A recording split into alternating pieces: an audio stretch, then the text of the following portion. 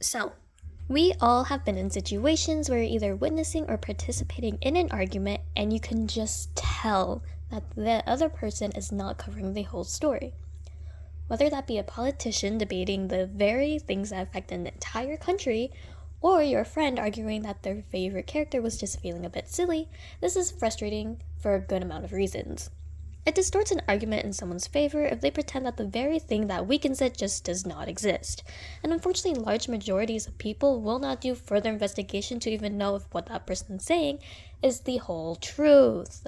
This is something we call Texas Sharpshooter. also known as the clustering illusion, which, according to Critical Thinking, Your Guide to an Effective Argument by Tom Chatfield, is the quote-unquote tendency to see a pattern where none exists, by opposing it after the event on evidence while ignoring whatever doesn't fit. Also, fun fact, the Cambridge Press had explained in their article Think that the phrase sharpshooter fallacy had stemmed from the idea of a man who draws a circle or bullseye after shooting a wall and finding a cluster of bullet holes to make him look super cool and accurate. Really fitting, but let's back up and get technical. Texas Sharpshooter. It's a form of logical fallacy. Why is it so harmful?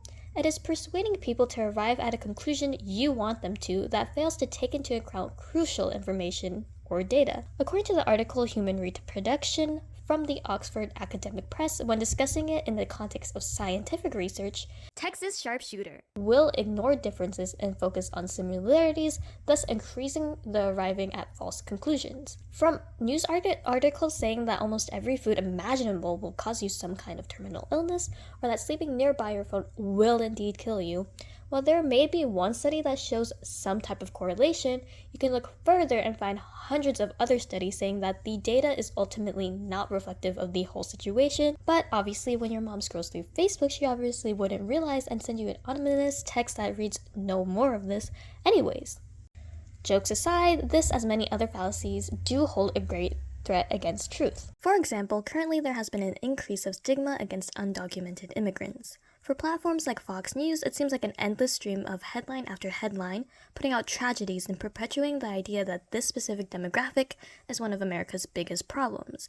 However, when looking past the cluster of instances they are metaphorically drawing a circle around, there is also approved data supported by the US government that show that undocumented immigrants commit significantly less crimes per 100,000 people as compared with US citizens, along with hundreds of other research done by credible institutes that express a similar trend.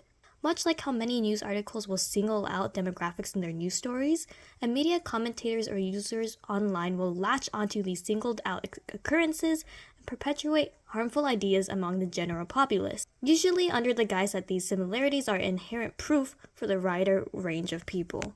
This type of picking and choosing what to broadcast leads people to subconsciously believe that this inflation of certain ideas is true.